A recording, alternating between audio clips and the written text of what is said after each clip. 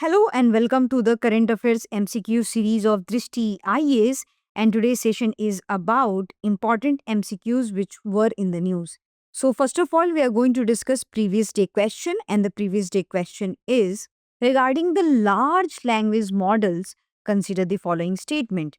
Large general purpose LLMs such as GPT, BERT are AI systems designed to perform a variety of tasks including text classification, question answering, and text generation. BharatGen is the world's first government funded multimodal LLM initiatives for AI driven public services. Which of the statements given above is are not correct? One only, two only, both one and two, neither one nor two, and the answer is D. Neither one nor two. Large general purpose language models, LLMs like GPT, BERT, T5, Turing NLG are AI systems designed to handle diverse tasks such as text classification, question answering, text generation across various domains. Hence, statement 1 is correct. BharatGen is the world's first government funded multimodal large language model initiatives for AI driven public services. Hence, statement 2 is correct. Hence, option D is the correct answer.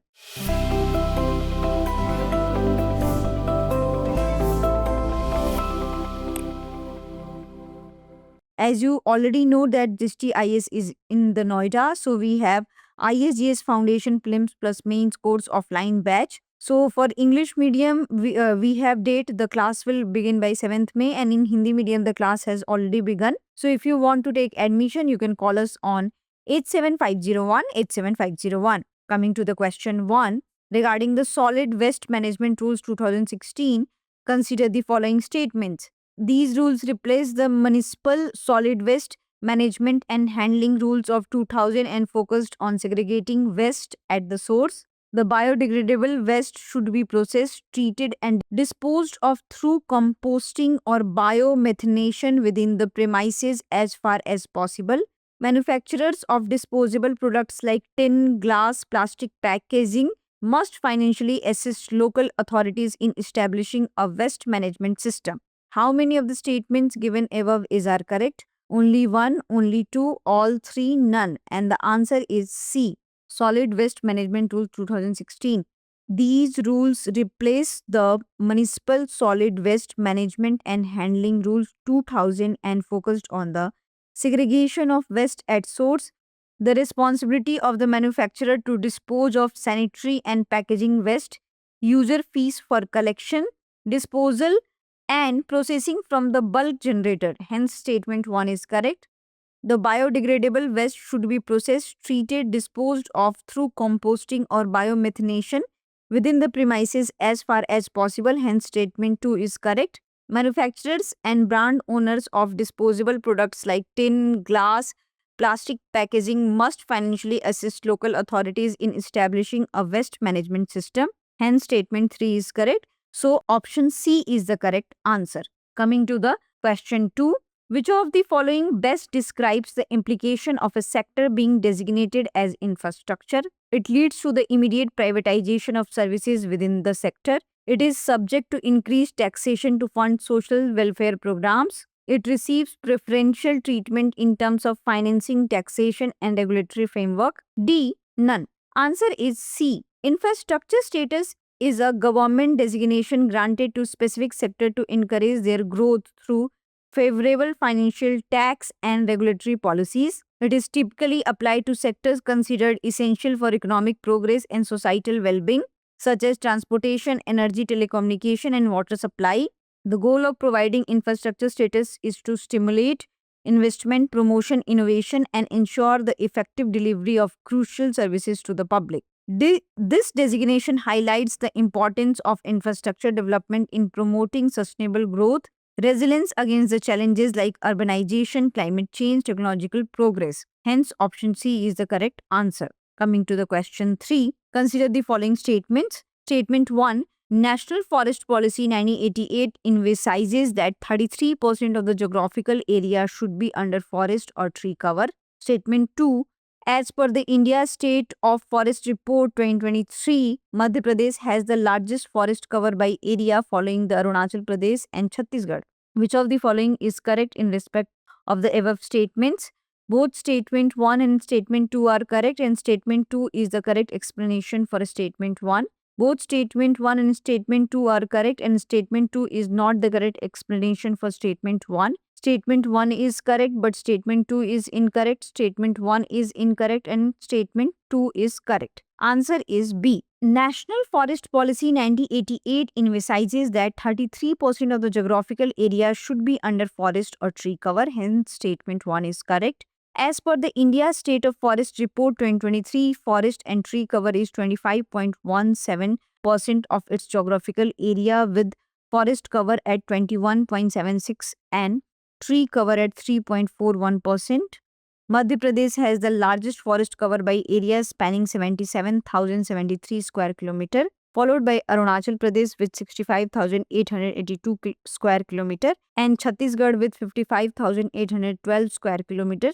Hence, statement 2 is correct. The Green India Mission, part of the National Action Plan on Climate Change, has helped increase forest cover by 0.56% between 2017 and 2021. Both statement 1 and statement 2 are correct, and statement 2 is not the correct explanation for statement 1.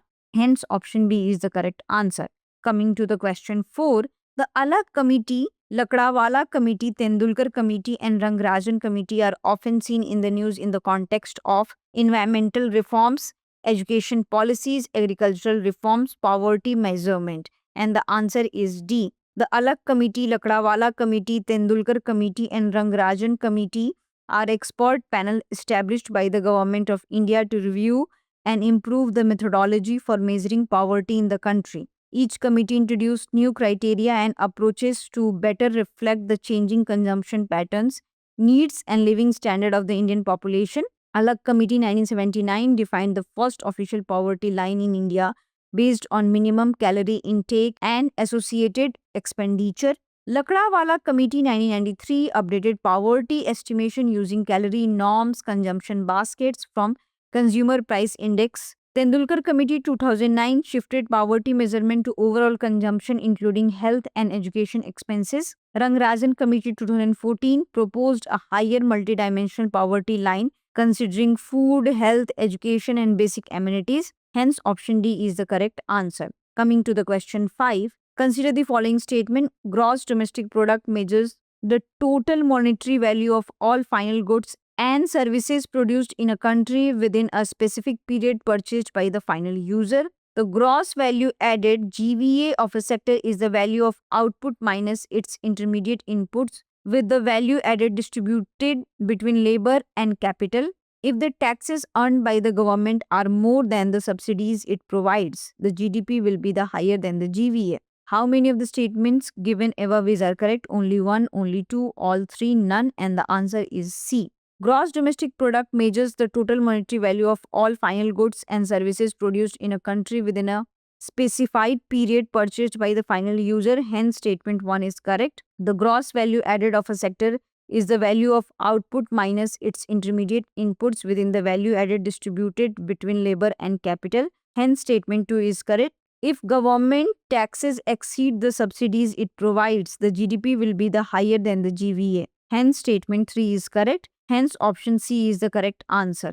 Coming to the question 6. Regarding the central public sector enterprises, consider the following statements. They are classified into Maharatna, Navratna and Mini Ratna categories. The Department of Public Enterprises in the Ministry of Finance is responsible for granting Navratna status to companies. The K. Kasturi Rangan Committee 2005 made recommendation addressing key issues related to the ownership and vigilance management in CPSEs. How many of the statements given above are not correct? Only one, only two, all three, none, and the answer is A. Central public sector enterprises. They are classified into Maharatna, Navratna, Miniratna categories. Hence, statement 1 is correct. The Department of Public Enterprises in the Ministry of Finance is responsible for granting Maharatna, Navratna, Miniratna status to CPSEs in India. Hence, statement 2 is correct.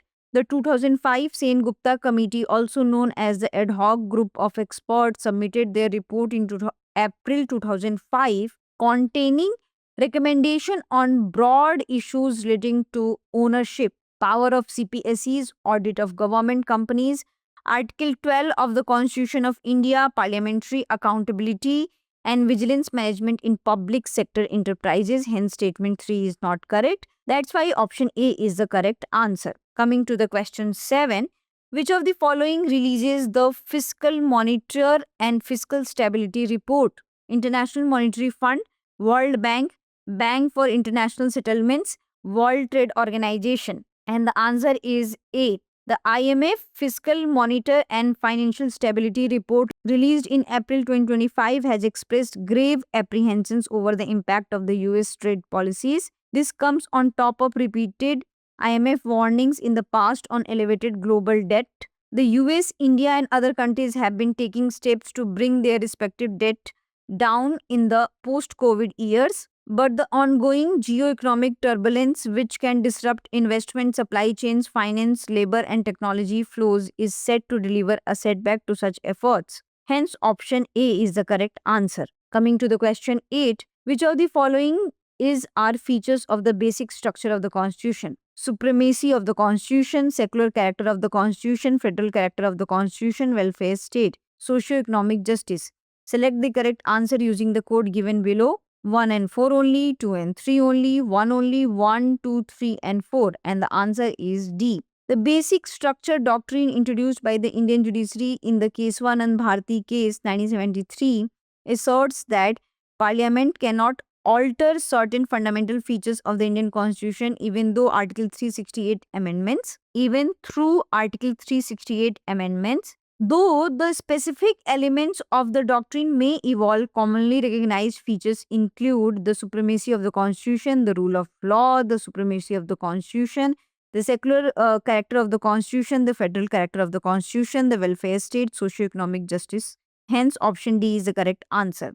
The term geoengineering, often seen in the news, is best described as large-scale intervention aimed at altering the Earth's climate system to counteract global warming, the study of geological formation to locate underground water reserves, the development of technologies to extract minerals from ocean beds, the process of artificially modifying river courses to prevent floods. And the answer is A.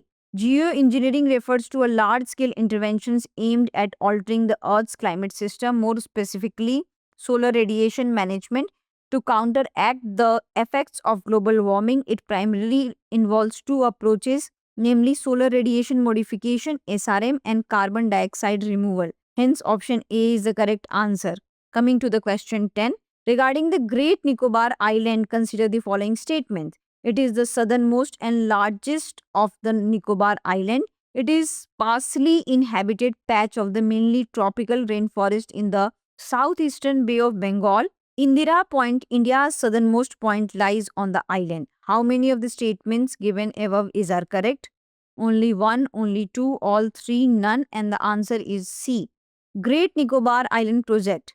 It is the southernmost and largest of Nicobar Islands. Hence, statement 1 is correct. It is sparsely inhabited patch of mainly tropical rainforest in the southeastern Bay of Bengal. Hence, statement 2 is correct. Indira Point of the island, India's southernmost point, is located 90 nautical miles, less than 170 km, from Sabang at the northern tip of Sumatra, the largest island of the Indonesian archipelago. Hence, statement 3 is correct. So, that's why option C is the correct answer. Coming to the practice question regarding the poultry industry, consider the following statement. The Central Pollution Control Board classifies poultry units with more than 5,000 birds as polluting industry subject to compliance and regulatory consent. The Prevention of Cruelty to Animal (PCA) Act 1960 prohibits the intensive confinement of animals but excludes chickens. The Poultry Venture Capital Fund is an initiative by the Department of Animal Husbandry and Dairying under the National Livestock Mission. Which of the statements given above are not correct? 1 and 2 only, 2 only, 3 only, 1, 2 and 3. So you have to answer this question into the comment section. That's it for today's session. I hope you like this session. If you have any queries, kindly ask into the comment section. Thank you. Have a nice day.